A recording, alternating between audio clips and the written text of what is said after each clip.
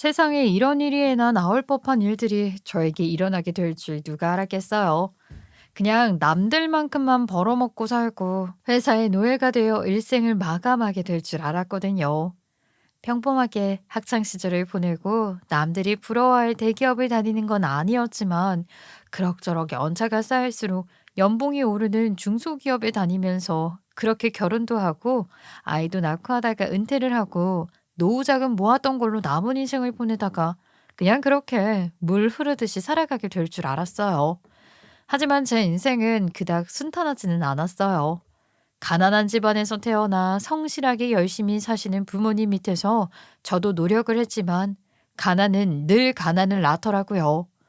어느 정도 쌓일 재산이 생겨야 이 가난에서 벗어날 수 있을 텐데 버는 돈은 고정적이고 물가는 계속 오르고 하니까 사실 가난에서 벗어나기는 참 힘들더라고요.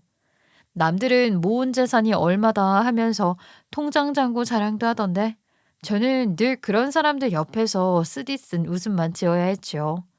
가난하기 때문에 결혼 생각도 별로 없었는데 좋은 사람을 만나 연애를 하게 되었고 홍기가 찬 나이가 되다 보니까 결혼을 준비하게 되었어요. 사실 저는 가난은 대물림 되는 거란 생각을 했기 때문에 자식에게는 정말로 가난을 물려주고 싶지 않아서 결혼을 하고 싶지 않았던 것도 분명히 있었어요.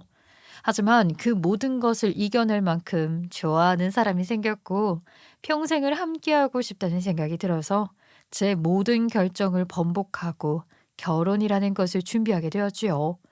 순탄하지 않았던 시작이었던 만큼 결과적으로는 좋지 않게 되었어요. 뭐 시작부터 삐걱거림이 없었던 것은 아니었으니 어느 정도 예상을 했을지도 모르겠어요. 저는 결혼을 준비하다가 아주 어처구니가 없는 일로 파혼을 당하게 되었고, 오늘은 그 이야기를 구독자 여러분들께 들려드리려고 합니다. 물론 저의 조건이 좋지 않아서 파혼을 당했다고 생각하신다면 저도 할 말은 없지만 결국 상처를 준 만큼 다시 돌려받게 되어 있는 법이라고 통쾌한 복수를 했어요. 끝까지 저의 이야기를 들어주시고 제가 어떻게 복수를 했는지 제 복수가 여러분들께도 통쾌한 이야기이길 바라면서 제 이야기를 지금부터 시작해 보겠습니다. 뭐 이 나이 먹고 객기를 부린 거라 공감이 된다기보단 같이 이불에 발차기를 할 만큼 부끄러운 이야기가 될 수도 있겠지만 제 속 하나는 시원하던걸요. 파혼의 상처는 아직까지도 아픈 일이긴 하지만 저도 오늘 다 털어버리고 제 마음 또한 가볍게 가져가 보도록 해볼게요. 저에게는 결혼을 약속한 예비 신랑이 있었어요. 뭐 남들처럼 평범하게 연애를 했고 연애한 시간이 길어져서 자연스럽게 결혼에 대한 이야기를 나누게 되었어요. 결혼해서 살아가고 싶은 모습의 형태가 비슷했고 함께 노력한다면 그 어떤 시련이 다가와도 이겨낼 수 있을 거라 생각을 했기 때문에 그 사람이 내민 손을 잡았어요. 결혼에 대한 이야기를 나눴으니 당연한 수순으로 양가에 인사를 드리러 가기로 약속을 잡았고 예비 시댁이 될 예비 신랑의 집으로 인사를 드리러 가게 되었어요. 시작부터 엄청난 예쁨을 받을 것이란 기대는 하지 않았지만 적어도 환영은 받을 줄 알았는데 제가 예비 시댁에 발을 들이는 순간부터 예비 시어머니의 표정은 무표정 그 자체였습니다.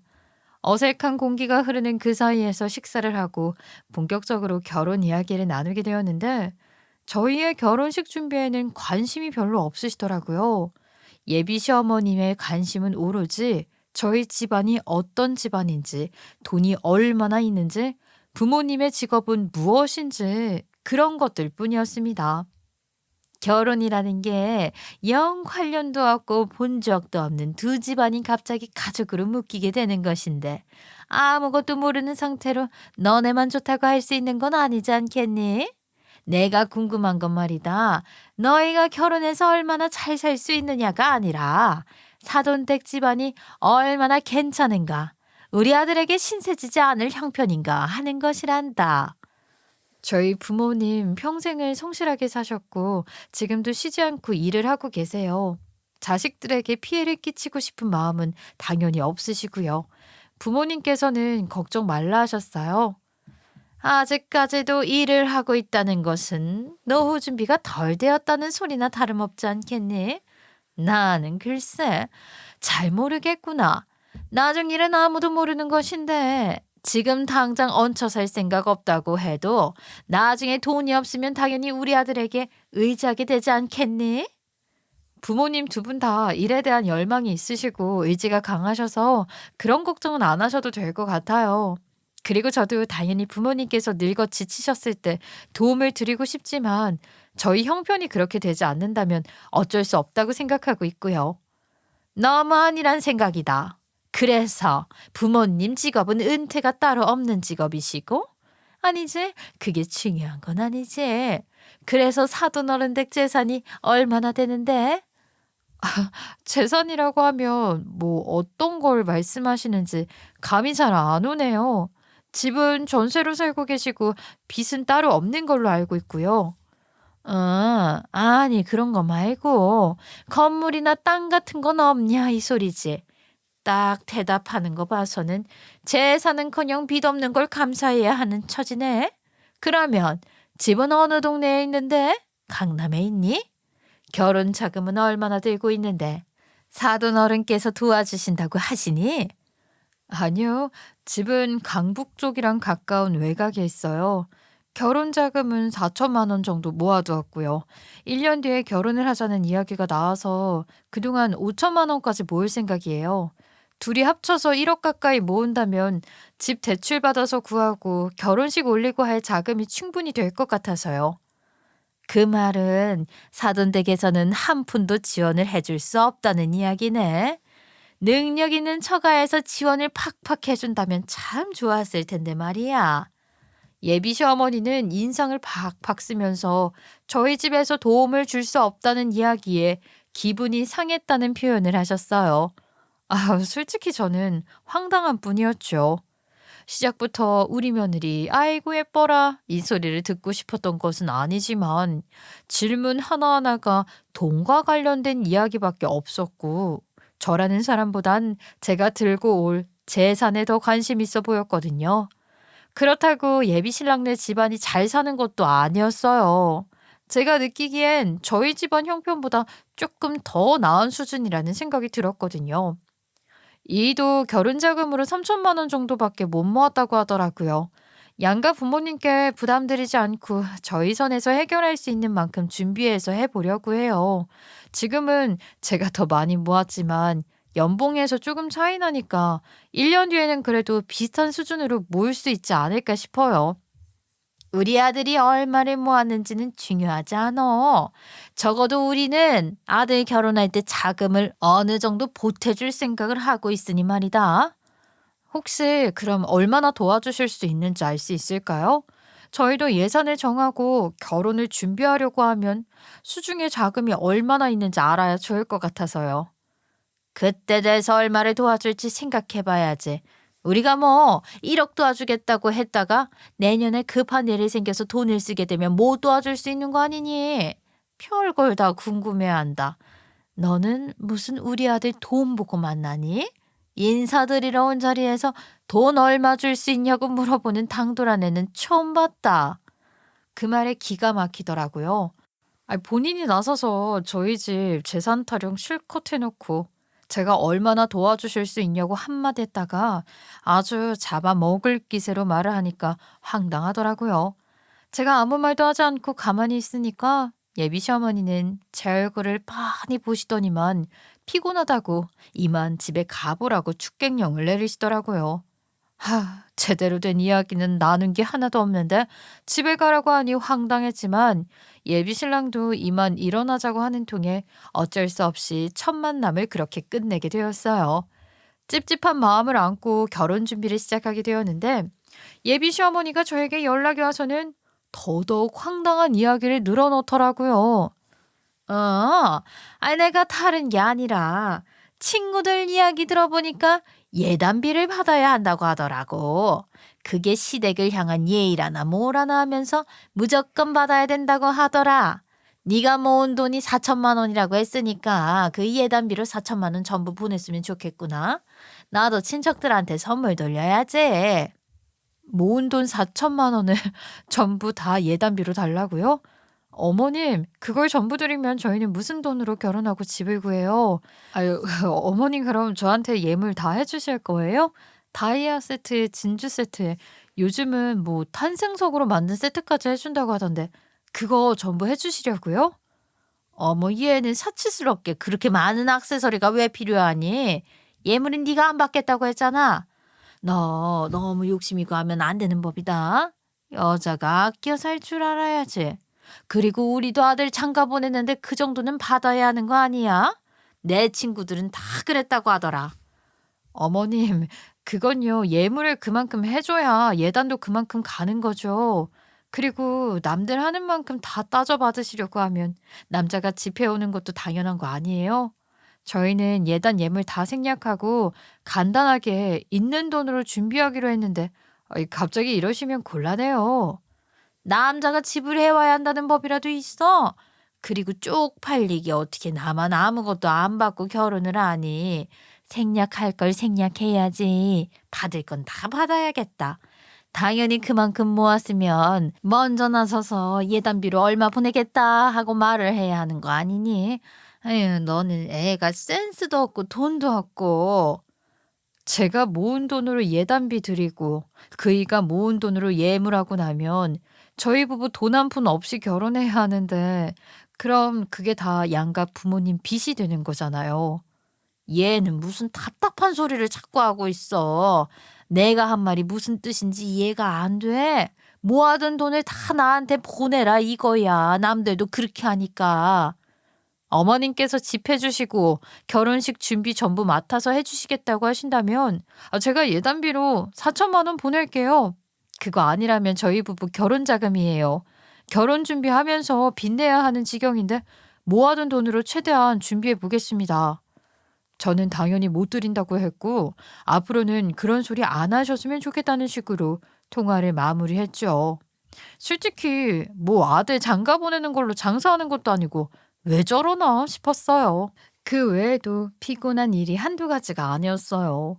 예비 신랑에게 결혼 준비를 하면서 집은 어떻게 구할 건지, 식장 예약은 어떻게 할 건지, 스드메 관련된 이야기를 물어봐도 대책 없었거든요. 그냥 예비 신랑은 네가 하고 싶은 대로 해가 끝이었고 저에게 모든 걸 일이 채 손을 놓고 구경만 하고 있는 게 아니겠어요? 결혼에 나 혼자 하는 것도 아니고 우리 둘이 같이 하는 건데 어떻게 내가 하고 싶은 대로만 해. 같이 집도 보러 다니고 대출도 알아보러 다니고 해야 하지 않겠어? 아직 1년이나 남았잖아. 천천히 해도 되지. 지금 미리 대출 받으면 이제부터 당장 걱정해야 하는데 내년에 알아봐도 충분해. 내년에 우리 집에서 얼마를 도와줄지도 모르잖아. 그때까지 우리 사정이 어떻게 변할지도 모르고 그냥 급한 것만 하자. 식장은 자기가 하고 싶은 대로 하고. 우리 예산 생각해서 결정해야 할 거 아니야. 날짜도 맞춰야 하고. 아무것도 준비가 안 되어 있는데 결혼만 하자고 하면 어떡해? 일단 그럼 당신 돈은 적금으로 묶여 있으니까 내가 가진 돈으로 식장부터 잡고 스드메 예약할까? 드레스 투어 할 때도 비용이 든다고 하던데. 자기가 모은 4천만 원? 그거는 우리 엄마 주기로 한 거 아니야? 그걸 왜 시댁에다 갖다 줘? 저도 우리 엄마 아빠가 나 키우느라 고생했으니까 우리 부모님 드리는 게 맞지. 아니, 내가 몇 번 말해. 그거 우리 결혼 자금이라니까? 자기야, 좀 넓게 생각해봐. 그 돈 우리 집에 가져다 주면 우리 부모님이 지불해 주실지도 모르는데, 당연히 그게 더 이득 아니겠어? 우리 집에서 돈 보태준다고 했잖아. 정확하게 얼마 보태주신다고 이야기를 한 것도 아니잖아. 뭐 1억을 보태주시겠다 하면 당연히 내가 드리지? 근데 어떻게 될지 모른다고 말을 아끼셨잖아. 냉큼 4천만 원부터 드렸다가 나중에 돈 없다고 하시면 그때는 무슨 돈으로 준비할 건데? 그때 돼서 대출 더 받으면 되지. 그리고 우리 엄마 못 믿어? 자기가 벌써부터 이렇게 불신이 가득한데 어떻게 믿고 결혼 준비를 하겠어? 예비 신랑은 말도 안 되는 논리로 저에게 4천만 원을 가져가려고 했고 저는 대책 없는 돈 타령만 하는 예비 시댁에 점점 불만이 쌓여가고 있었어요. 제가 돈을 내놓지 않자 예비 시댁에서는 저를 또 불렀고 뻔한 이야기를 할 걸 알았지만 저도 더 강경하게 거절을 하기 위해서 찾아가게 되었죠. 아니나 다를까 예단비 타령을 하길래 저는 그냥 대놓고 집을 해달라고 이야기를 했어요. 솔직히 적어도 제 결혼 자금 가져가시면 그에 걸맞는 걸 받아야 하니까요. 집을 해달라고 고작 나한테 4천만 원 예단비를 주면서 내가 당연히 받아야 할 걸 받겠다는데 너는 왜 나한테 집을 해달라고 하니? 진짜로 이 그지근성하고는. 뭐라고 하셨어요? 거지근성이요? 아니, 저한테서 결혼자금 가져가시려고 하는 건 당연한 거고, 제가 그만큼 합당한 요구를 하는 건데, 저는 거지근성이고요? 따박따박 대드는 모습이 아주 보일만하다. 지금도 이런데 결혼하고 나서는 얼마나 더 말대답을 하려고 그러니? 그리고 너네 집 가난한 거에 맞는 말 아니니? 내가 등기부등본 떼보니까 그 전셋집도 얼마 하지도 않더만. 등기부등본까지 떼보셨다고요? 꼭 그렇게까지 하셔야만 속이 시원하셨어요. 도대체 저희 부부 결혼 생활에 처가 재산이 얼마나 중요한 역할을 한다고요. 그렇게 따지면 시댁 재산도 제가 하나하나 다 따지고 들어야 되겠네요. 아무리 따져봐도 너네 집보다야 훨씬 낫지. 우리 아들이 뭐가 부족해서 너처럼 모자란 집안에 장가를 가야 하니? 우리 아들 더 좋은 hun처자리 알아볼 수 있다. 사랑이 밥 먹여주니? 그런 건 몇 년 뒤면 끝나는 거야. 결혼 생활 유지하는데 제일 필요한 건 돈이다 이 소리야. 어떻게 돈만 쫓아가면서 살 수 있겠어요? 두 사람이 같이 벌어서 아껴 쓰고 모으면 그거야말로 잘 사는 거 아닌가요? 적당히 기본 수준은 되어야지. 그 싸구려 집 한 채 가지지도 못한 집안에 우리 아들이 왜 들어가서 고생을 해야 하냐 이 말이야. 거지근성이 넉넉한 집안에 우리 아들이 네 분에 넘쳐도 너무 넘치는 것 같다 이 말이야. 직장이라고는 다니는 곳은 이름도 없는 중소기업에 만년 대리나 달고 있다며? 집안에 재산도 없고 우리는 아들이 결혼한다고 하면 집 한 채 정도는 해줄 여유가 있다 이 말이야. 제가 예단비로 4천만 원 들을 테니까 그럼 집을 해주시던가요. 계속 이런저런 핑계를 대면서 미루고 있는 게 누군데 그런 소리를 하셔요? 내가 왜 미루겠니? 이 결혼이 탐탁지 않고 마음에 드는 게 없으니까 미루는 거 아니겠니? 너한테는 그 돈 쓰고 싶지 않다 이 소리야. 결국에는 제 자존심을 있는 대로 다 뭉개놓고는 이 결혼이 마음에 들지 않는다고 강짜를 부리면서 저에게 파혼 이야기까지 운운하시더라고요.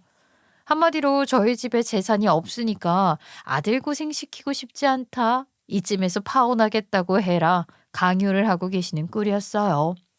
우리 아들이 뭐가 모자라서 그 집에 들어가야 하니? 가난한 처가를 만나서 우리 아들 월급 고스란히 갖다 바칠 일이 있어? 내 눈에 흙이 들어가기 전까지는 절대 못 본다. 애초에 예단비로 내가 4천만 원 요구한 뜻을 왜 모르니? 너 돈 없으니까 우리 아들 그만 포기해달라고 한 소리였다. 알아듣지를 못하니 이렇게 모질게 이야기를 할 수밖에 없지. 더 마음고생하기 전에 우리 아들이랑 이만 파혼하고 끝내도록 해. 아직 예약한 것도 하나 없지 않니? 지금이 적기다. 예비 신랑도 아무 소리 안 하고 예비 시어머니 하는 말만 잠자코 듣고만 있는데 정말 제 편 한 번 들어주지 않는 예비 신랑이 야속하게만 느껴지더라고요. 그 자리에서 제 편을 들어주는 사람은 하나도 없고 몰아붙이기만 하는데 너무 억울하고 화가 나니까 저도 모르게 눈물이 뚝뚝 떨어지더라고요. 결혼 준비는 저 혼자만 하는 건가요? 분명 저에게 함께하자고 말을 했던 것은 예비 신랑이었는데 자기는 아무 잘못도 없는 것 마냥 뒤로 숨기 바쁜 모습을 보이니까 이 사람이랑은 평생을 생각하면 안 되겠구나 하는 마음이 저절로 들더라고요. 이 결혼을 해봐야 저만 마음고생하고 저만 힘들겠구나 하는 생각이 들었어요. 저는 결국에는 그 압박감을 견디지 못하고 그 자리를 박차고 뛰쳐나왔습니다. 그러니 예비신랑이 허둥지둥 저를 따라 나오더라고요.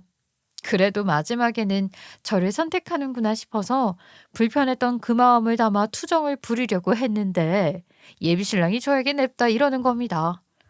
우리 엄마가 저렇게까지 반대를 할 줄 몰랐어. 엄마가 자기랑 파혼을 하라고 하니까 어쩔 수 없지 뭐. 우리 인연은 여기까지인 것 같다. 좋은 사람 만나. 그 말에 너무 황당해서 몰아 따지고 싶다는 생각조차 들지 않더라고요. 예비 신랑은 제가 입을 떡 벌리고 있자 그동안 고마웠다면서 미련 없이 뒤를 돌더라고요. 멀어지는 그 사람의 뒷모습을 보면서 애초에 결혼을 하지 않으려고 했던 저의 다짐을 뒤집어 엎게 만든 사람이 저런 찌질이었다는 게 참 제 스스로 한심해 보였어요. 그렇게 파혼을 하고 나서 저희 집에서도 결혼 준비는 엎어졌다고 말을 했고, 저희 부모님께서는 아무런 말도 하지 않고 저를 그저 위로하는 토닥거림을 해주셨어요. 그 순간 눈물이 쏙 들어가더라고요. 제가 여기서 울어버리면 저희 부모님도 속상하실 게 뻔했으니까요. 그렇게 파혼을 하고 6개월이라는 시간이 흐른 뒤에 아무런 생각 없이 깨톡 메신저를 보다가 전 예비 신랑의 깨톡을 보게 되었는데 정말 웃음이 피식 새어나오더라고요.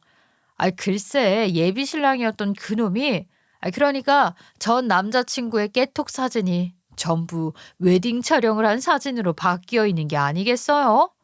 처음 보는 여자와 환하게 웃으면서 저랑 찍기로 약속했던 스튜디오에서 촬영을 한 걸로 보이는데 정말로 기가 막혀서 저도 모르게 깨톡을 보냈어요. "너 결혼하니?" 5글자를 보내고 나니까 전 남친이 바로 읽은 건지 뭔지 숫자 1이 사라지더니 이내 장문의 깨톡이 도착하더라고요. "나는 잘 지내고 있지. 너랑 헤어지고 나서 엄마가 골라준 여자랑 몇 번 만나보고 괜찮아서 결혼하기로 했어. 우리 예비 신부가 오해할지도 모르니까 연락은 여기까지만 하고 너도 나 잊고 잘 살았으면 좋겠다." 그러더니 저를 차단을 먹였는지 깨톡 프로필 사진이 싹 사라지더라고요. 저는 한마디 쏘아붙이고 싶었지만 차단을 당한 탓에 본전도 못 찾았어요. 게다가 저랑 헤어진 지 6개월 만에 다른 여자랑 웨딩 사진까지 찍었다는 게 너무 어이가 없지 않나요? 저는 충격까지 받고 말았죠. 솔직히 너무 재수없게 헤어지긴 했지만 그래도 또 다른 여자랑 결혼을 준비한다는 게 속이 상하긴 하더라고요. 사랑했던 사이였으니까요. 그렇게 저는 바보같이 몇 날 며칠 동안 술독에 빠져서 살았는데 정신을 못 차리던 어느 날 저희 엄마가 저를 부르더니만 까만 옷을 툭 던지시더라고요. 이게 뭐냐는 얼굴로 잠이 깨지도 않은 제 엄마를 바라보니까 저에게 외할머니가 돌아가셨다고 얼른 옷을 갈아입으라고 하시는 겁니다. 저는 너무나도 놀랐죠. 왜냐하면 저는 저희 엄마가 고아인 줄 알았거든요. 살면서 단 한 번도 외가 식구들을 만나본 적도 없었고요. 소식을 들은 적도 없었어요. 엄마도 외 조부모님에 대한 말을 저에게 한 번도 한 적이 없었고, 어릴 때 아버지와 결혼해서 쭉 같이 살았다고만 이야기를 들었기에 당연히 부모님이 안 계신 줄 알았죠. 근데 갑자기 외할머니라고 하니까 너무 놀라서 입을 떡 벌렸더니만 가면서 설명을 해줄 테니까 일단은 옷을 입으라고 말을 하시더라고요. 영문도 모르는 상태로 까만색 정장을 입고 아버지 차에 탔는데 아버지께서는 외할머니의 존재를 알고 계셨던 것 같더라고요. 아유, 엄마, 아빠, 내가 30년을 훌쩍 넘게 살면서 외가에 대한 이야기를 단 한 번도 들은 적이 없는데 갑자기 무슨 외할머니가 돌아가셨다는 거예요. 아니, 여태 엄마는 외조부모님에 대한 이야기를 해준 적이 없었잖아. 엄마의 표정이 너무나도 좋지 않았고 아버지 또한 입을 꾹 닫고 계셨기에 저도 눈치를 슬슬 보면서 장례식장에 갔는데 도착해서 보니 또 한 번 깜짝 놀라고 말았죠. 무슨 근조한이 줄줄이 이어져 있는데 저희 외할머니 빈소 앞을 가득 채워서 장례식장 입구까지 줄줄이 늘어져 있는 게 아니겠어요. 전 솔직히 외할머니가 돌아가셨다는 말이 실감도 나지 않았지만 빈소를 가득 채운 근조화안에 놀라서 입이 떡 벌어질 정도로 황당했어요.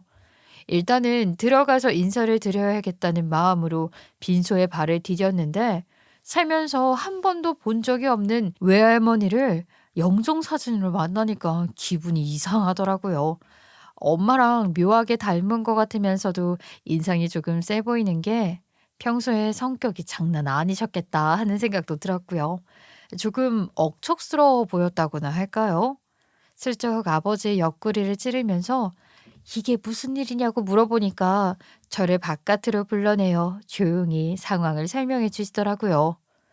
원래 말이다. 네 엄마가 전라도 일대에 엄청난 땅을 보유하고 있던 소위 말하는 대감집 여식이었어.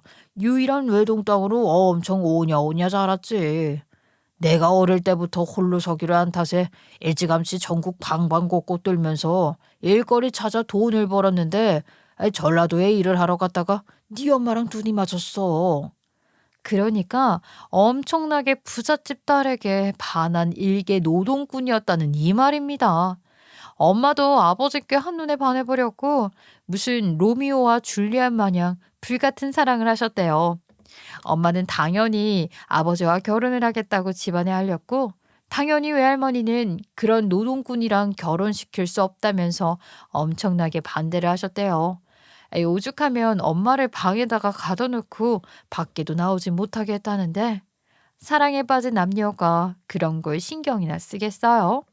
남들 눈을 피해서 몰래 몰래 연락을 주고받으면서 야반 도주를 할 계획까지 세우게 된 것이죠. 외할머니는 계속해서 반대만 하시니까 어쩔 수 없는 선택이었대요.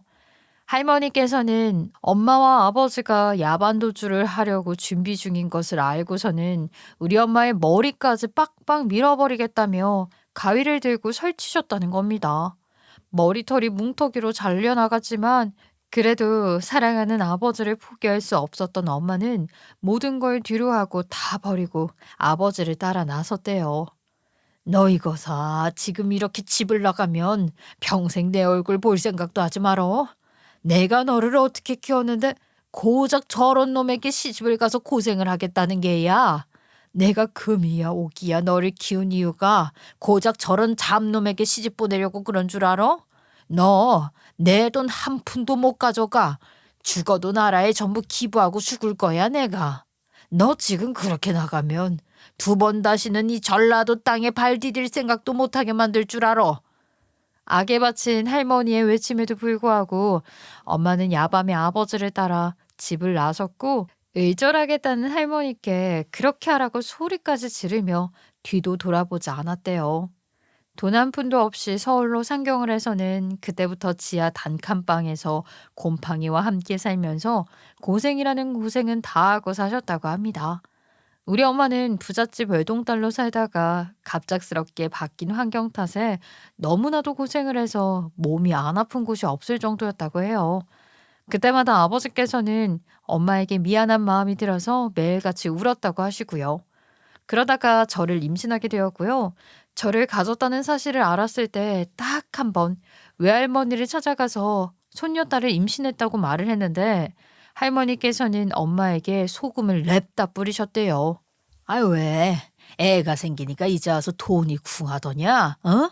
그렇게 내가 가지 말라고 했는데도 따라가서더니만 이제 와서 아쉬운 마음이 들어서 그래. 이 배응망덕한 년. 부정타게 그딴 씨를 데리고 집으로 기어들어와. 당장 가서 떼어버리고 새 출발할 거 아니면 찾아오지도 마. 그 말에 엄마는 이를 갈면서 죽어도 이 집에는 발들이지 않겠다고 외할머니께 엄마가 죽어도 연락하지 말라고 평생 보지 말자고 하고는 연락을 끊었대요. 우리 외할머니께 자식은 엄마 하나밖에 없었음에도 불구하고 둘 다 자존심을 부리며 연락 한 통을 하지 않고 서로 찾을 생각도 하지 않았다고 하더라고요. 그렇게 저를 키우면서 살다가 외할머니께서 병에 걸려 아프기 시작했고 죽기 일보 직전이라는 소식을 마을 사람에게 전해 듣게 되었대요. 아유 아무리 그래도 죽기 전에 대무님 한 번은 뵙고 가야 하지 않겠어? 말은 늘 배응망덕하다 망할 것이다 하시지만은 늘 그리워하셨다고. 마지막이다 생각하고 그 얼굴 한번 보여드리고 그래. 욕을 먹어도 후회하는 것보단 낫지 않겠니? 그 말에 엄마는 용기를 내서 병원으로 찾아가셨다고 하더라고요.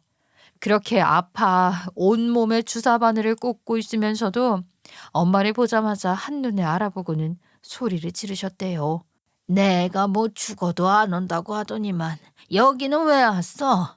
내가 죽기 일부 직전에도 이렇게 네 얼굴을 보니까 화가 잔뜩 나는구나. 아이 고혈압으로 쓰러지겠어.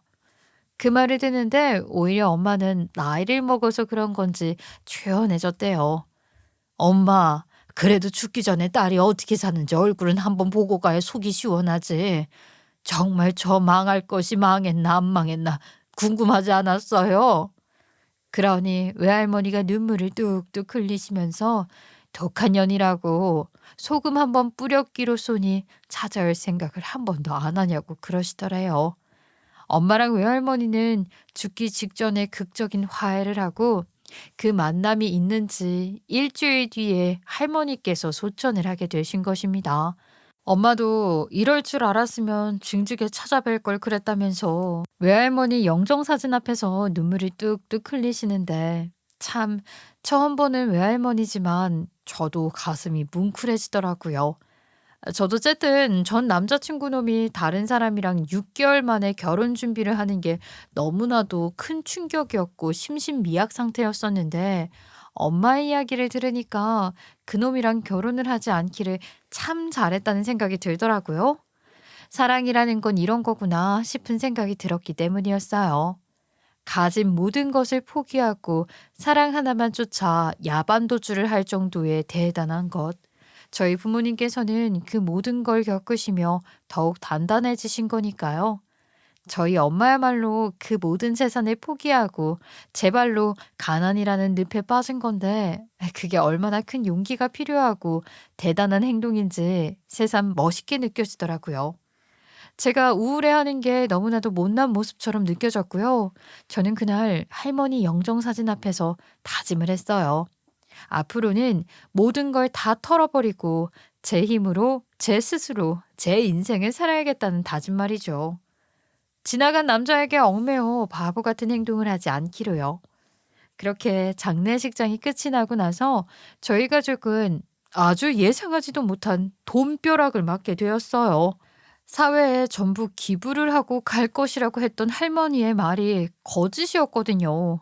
일주일 전에 극적인 화해를 하고 마음을 돌린 건지 아니면 애초부터 우리 엄마에게 주려고 했던 건지는 모르겠지만 할머니의 재산 전부가 엄마에게로 상속이 되었어요.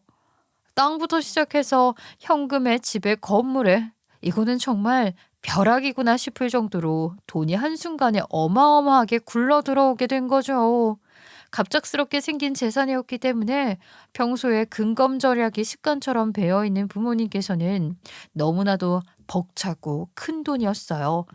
돈이 생기니 마음의 여유도 생겼고 저희 가족은 다시 활기찬 모습으로 돌아갈 수 있었고 재산을 어떻게 관리해야 할지 머리를 굴렸죠. 지방에 있는 땅들은 관리를 하기 힘드니까 지역 사람들에게 딱 제값만 받고 팔았고요. 각 지방에 분포되어 있던 건물들 역시 정리를 하기 시작했습니다. 세금이라는 게 말도 못하게 나오긴 했지만 그래도 그 큰 돈을 다 내고 나서도 통장에 평생 놀고 먹고 살아도 아쉽지 않을 만큼의 돈이 생기게 되었어요. 부모님이 거래하시는 통장에 넣어두었는데 그랬더니만 글쎄 은행장인지가 연락을 다 하더라고요. 자기네 은행에 돈을 유치시켜줘서 고맙다는 인사였죠. 저는 난생 처음 받아보는 VIP 대접에 어안이 벙벙했어요.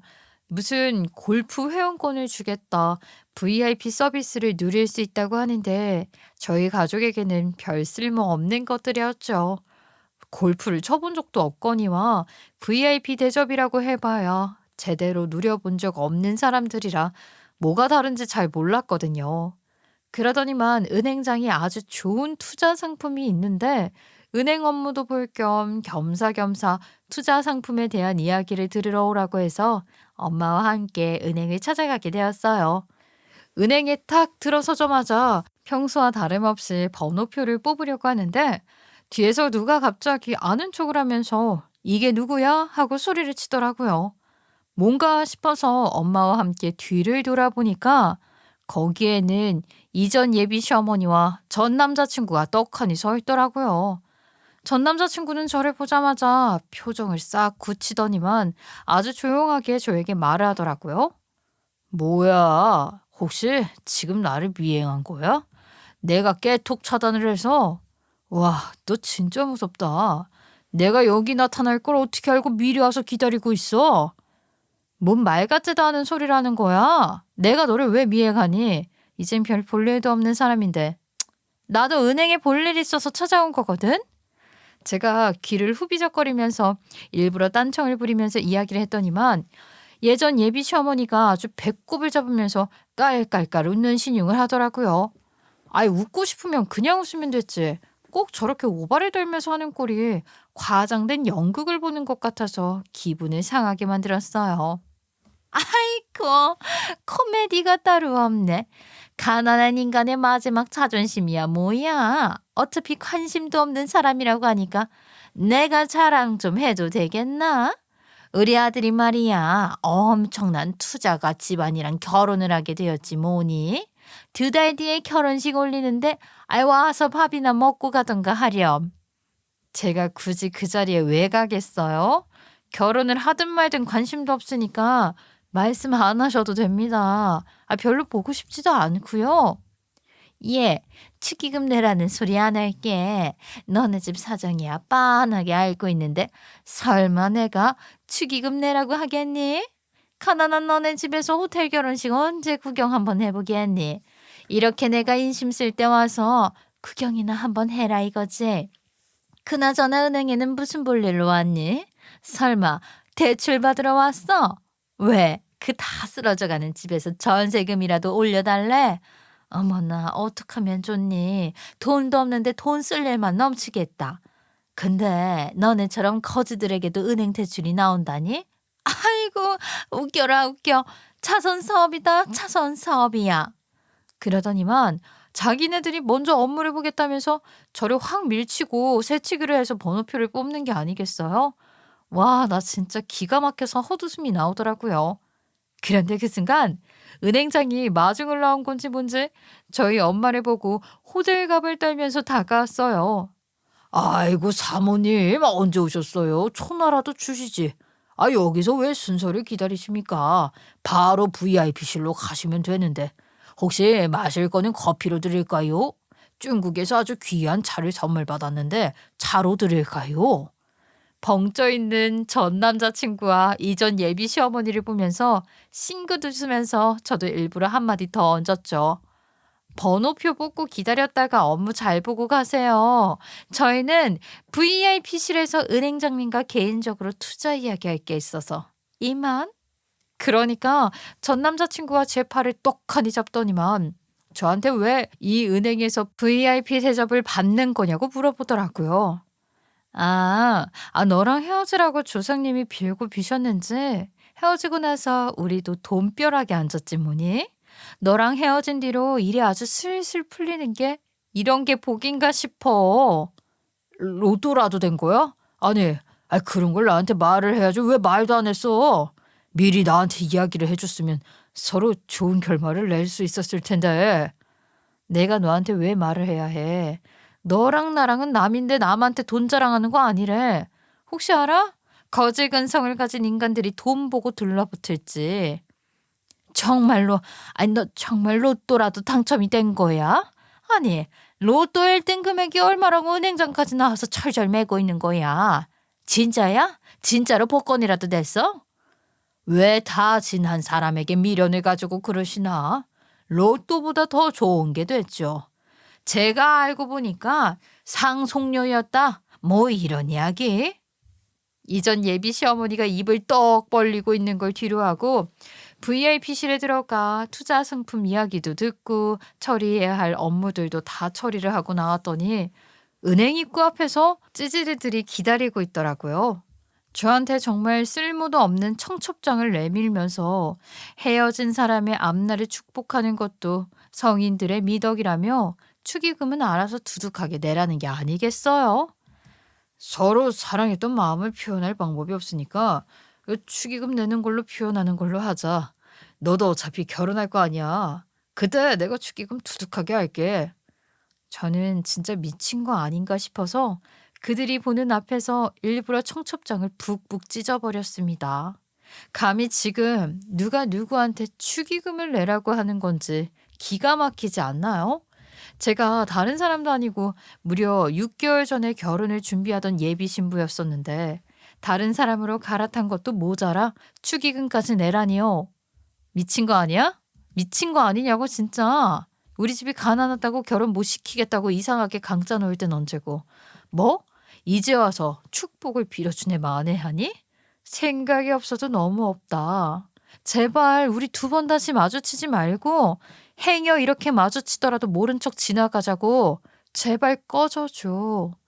나한테 그런 말 써본 적도 없는 애가 와, 돈 생기더니 변해도 너무 변한 거 아니야? 예전 모습이 좋았는데 그렇게 거친 말 하는 거 안 어울려. 저는 진짜 지랄을 하고 있다는 생각을 버릴 수가 없었고 전 남자친구 발 앞에 침을 아주 칵퇴하며 뱉어주었어요. 그렇게 기분 나쁘게 집으로 돌아와서 애써 생각을 전환시키려 노력을 했고 며칠이 지나니까 또 기억에서 잊혀지더라고요. 제 인생을 사느라 바빠서 하루가 24시간인지도 모르게 지내고 있었는데 제가 이전부터 회사를 다니는 게 너무나도 큰 스트레스였었어요. 제가 다니고 있는 직장이 엄청나게 작은 중소기업인데 가족 같은 회사라서 그런 건지 정말 가족 같은 회사였어요. 언제 그만두나 늘 사직서를 품고 살고 있었죠. 어김없이 회사에서 곤죽이 되어 돌아오니까 엄마가 저를 붙잡고 이야기를 하시더라고요. 너 어릴 때 따두었던 그 바리스타 자격증 있지 않니? 아이 돈도 있겠다. 지금이라도 너 해보고 싶은 거 해보면서 살아.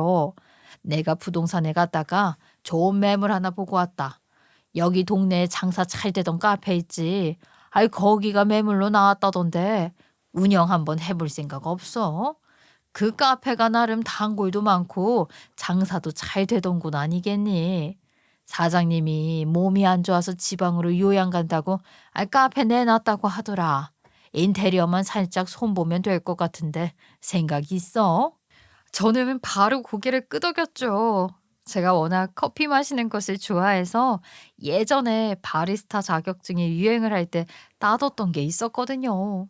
엄마도 카페를 여는 건 찬성이라고 하시면서 바로 다음날 부동산에 가서 계약을 해오셨고 저에게 일도 그만두라고 하셨어요.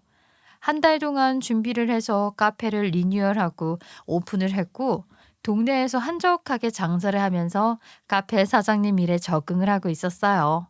제가 깨톡에 저희 카페 매장 사진이랑 가게 주소도 올려두고 친구들에게 놀러 오라고 홍보도 하고 그러고 있었는데 어느 날 가게에 익숙한 인간이 들어오더라고요.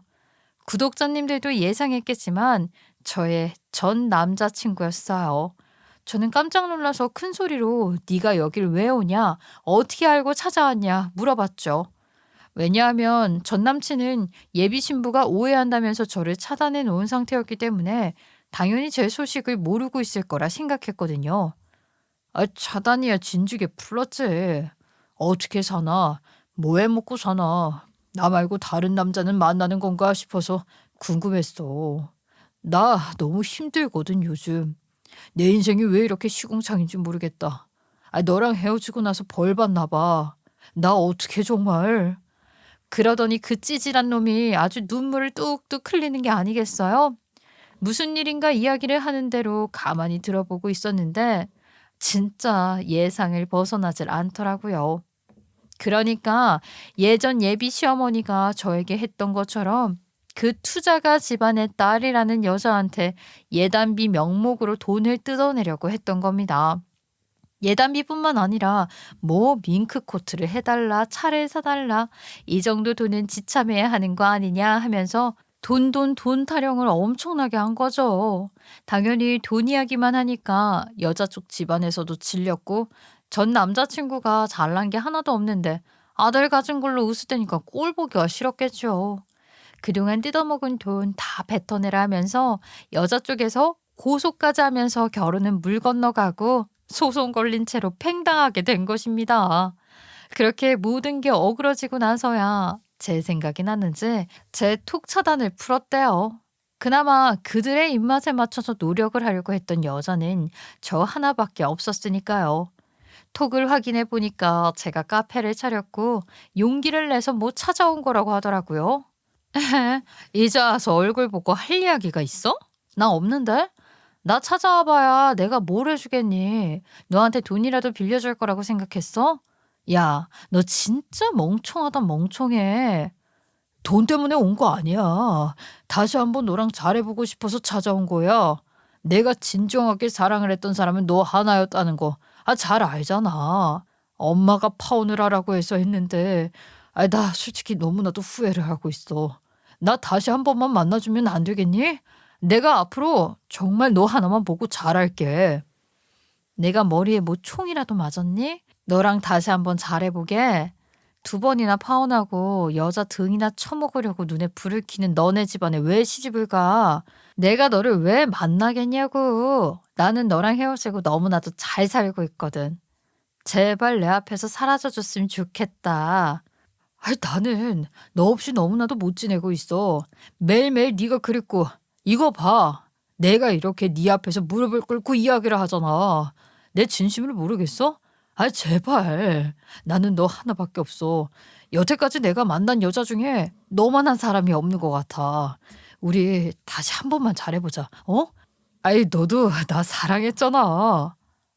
진짜 어쩌라고. 네가 잘 지내던 말던 나랑은 상관없는 일이라니까. 내가 마주쳐도 인사도 하지 말자 했지? 제발 내 앞에 나타나지 마. 우리 가게도 찾아오지 마. 손님이 있는지 없는지 상관도 안 하고 소리를 지르니까 전 남자친구는 쪽이 팔렸는지 고개를 푹 숙이고 가게를 나가더라고요. 이거 한 번이면 제가 굳이 말도 안 했죠. 그 뒤로 전 남자친구랑 이전 예비 시어머니까지 제 카페에 찾아와서는 괜히 손님으로 온 척 아주 죽을 치고 있으면서 제 눈치를 그렇게 살피더라고요. 제가 오죽하면 그들의 꼬라지가 보기 싫어서 소리까지 질렀겠어요. 왜? 돈 필요해? 돈 빌려줘?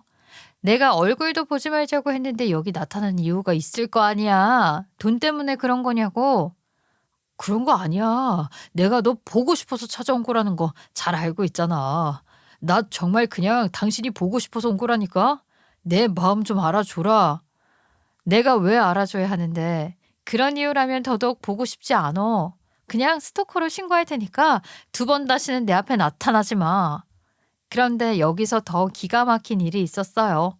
그 다음날 또 찾아오길래 경찰에 신고를 하려고 했더니만 진짜로 저에게 돈을 빌려달라고 하더라고요. 그 부잣집 여자한테 소송에 걸려서 변호사를 여러 명 선임하느라 대출도 끝까지 다 받고 그동안 그 부잣집 여자에게 잘 보이려고 선물 공사하면서 쓴 카드 빚이 어마어마하대요. 정말 빚더미에 올라앉아 버렸다고 본인이 살고 있는 집이 경매로 넘어가기 일보 직전이라고 하더라고요. 우리 부모님이 평생 노력해서 산 집인데 경매로 넘어가는 것만큼은 막아야 할 거 아니야. 제발, 제발 한 번만 살려주라. 돈 좀 빌려줘. 상속받았다며. 저는 바로 소금을 뿌려서 쫓아내버렸고 경매 매물이 올라오는 사이트를 매일같이 확인했어요. 정말 하루도 빠짐없이 둘러본 결과 매물을 찾아냈지요. 정말 전 남자친구네 집이 떡하니 올라와 있는데 저는 바로 공모 입찰을 했고 저에게 낙찰까지 떨어지게 되었어요. 제가 전 남자친구네 집을 찾아가니까 돈 빌려주는 줄 알고 2눈을 아주 동그랗게 뜨고 어서 오라고 하길래 저는 퇴거 명령서를 보여주었지요. 여기 적힌 거 보이지? 이제 짐 빼.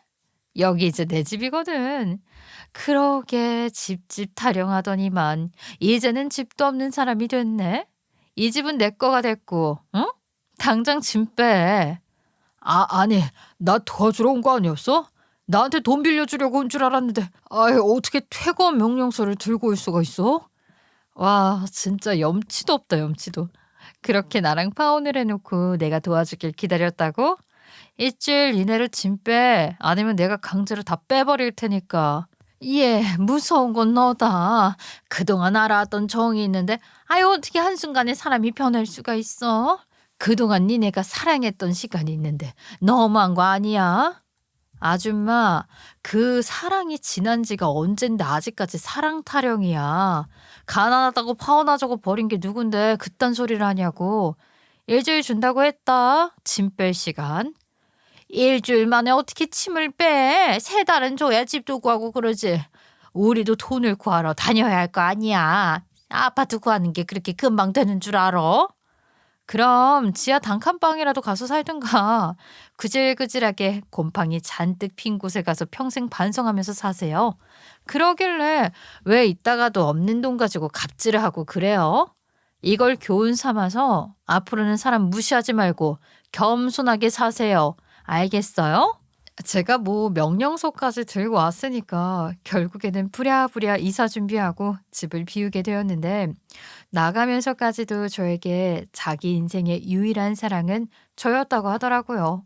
아, 진짜 기가 막혀서 가운데 손가락을 치켜 세워주고는 제 인생의 유일한 오점이 너라고 대답해 주었어요. 저는 경매로 산 집이 꽤 괜찮아서 혼자라도 살아볼까 싶었지만, 이전 남자친구가 언제 찾아올지 모른다는 생각 때문에 전세를 놓았어요. 어차피 부모님이랑 같이 살면서 힘들거나 지치는 부분이 없었기에 지금 생활이 편하고 좋았거든요. 여전히 제가 운영하는 카페는 수익을 조금씩 더 내면서 잘 운영되고 있고요. 저는 이 일로 인해 남자라는 동물에게 완벽하게 질려버렸습니다. 그 인간이 어디서 뭘 하며 살고 있는지는 모르겠지만 덕분에 비혼을 해야겠다는 생각에 마침표를 찍게 되었으니 고맙다고나 해야 할까요? 아무튼 저는 평생 제 싱글 라이프 즐기면서 잘 살아보겠습니다. 다들 복된 하루 되시고요. 부자 되시길 바랍니다. 안녕히 계세요.